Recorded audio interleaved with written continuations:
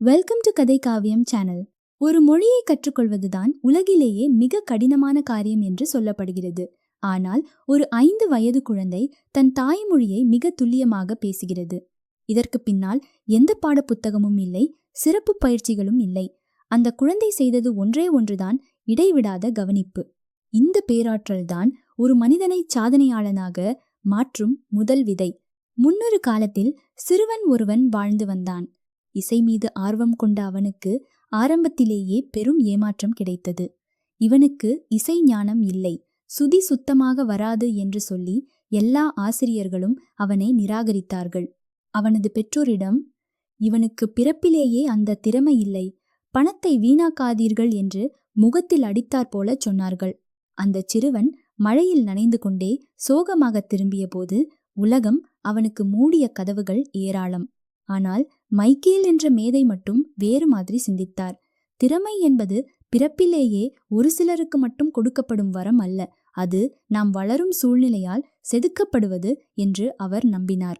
அவர் அந்த சிறுவனிடம், நீ இப்போதே வாசிக்க வேண்டாம், முதலில் இசையை உன் காதுகளால் உள்வாங்கு என்றார். இசையை வாசிப்பதற்கு முன் அதை சுவாசிக்க கற்றுக் கொடுத்தார். மாதங்கள் கடந்தன. சுற்றிலும் இருப்பவர்கள் அவன் இன்னும் எதையும் சாதிக்கவில்லை என்று கேலி செய்திருக்கலாம். ஆனால் கண்ணுக்கு தெரியாத வேர்களைப் போல அவனது ஆழ்மனதில் இசை வேரூன்றி கொண்டிருந்தது. சிறு சிறு முன்னேற்றங்கள், எவ்வித தீர்ப்பும் இல்லாத நிதானமான பயிற்சி என அவன் தனக்குள் ஒரு வலிமையான அடித்தளத்தை உருவாக்கினான். விதை மண்ணுக்குள் இருக்கும் வரை யாருக்கும் அதன் வளர்ச்சி தெரிவதில்லை. ஆனால் அது ஒரு நாள் ஆலவிருட்சமாக மாறும். எந்த சிறுவனை திறமை இல்லாதவன் என்று உலகம் ஒதுக்கி தள்ளியதோ அதே சிறுவன் பல்லாயிரக்கணக்கான மக்கள் முன்னால் ஒரு பிரம்மாண்டமான மேடையில் நின்றான். அவன் வயலினை மீட்டத் தொடங்கிய போது அந்த அரங்கம் மழனத்தில் உறைந்தது. அது வெறும் இசை அல்ல, அவன் பல ஆண்டுகள் அமைதியாகச் சேர்த்த உழைப்பின் சத்தம்.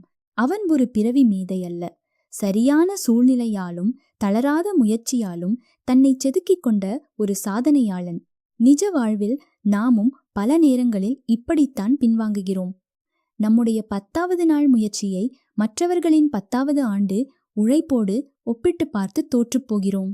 திறமை என்பது திடீரென வானத்திலிருந்து குதிப்பதல்ல, அது விடாமுயற்சியால் உருவாக்கப்படுவது. பொறுமையுடன் உங்கள் இலக்கை சுற்றி ஒரு சிறந்த சூழ்நிலையை உருவாக்குங்கள். உங்கள் உழைப்பு உண்மையானால் வெற்றி தானாக உங்களை தேடி வரும்.